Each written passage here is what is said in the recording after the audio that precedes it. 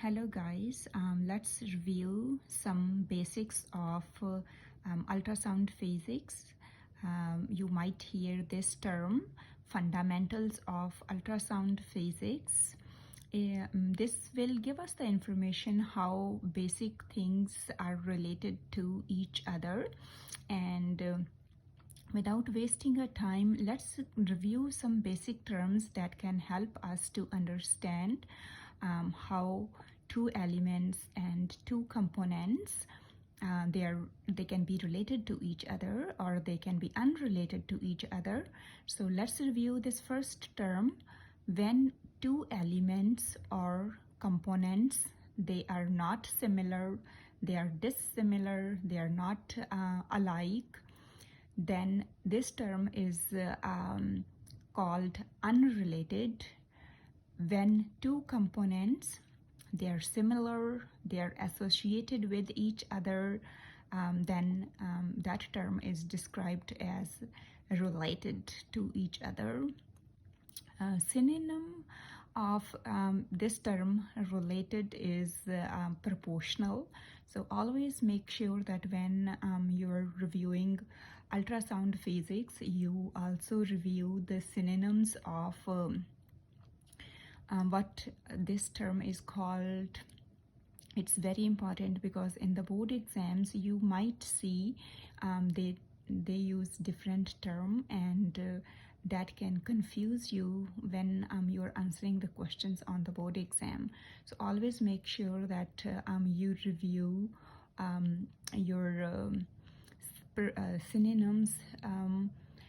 Another thing that can also help you to prepare for your board exam is you can review like 2 or 3 different books from different authors. Sometimes you will find different wording that can also help you to understand these synonyms.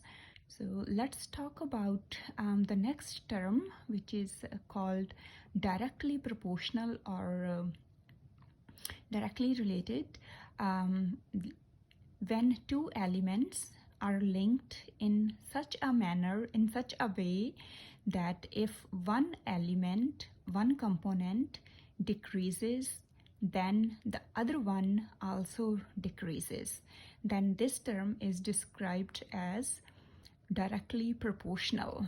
And inversely proportional is opposite to it.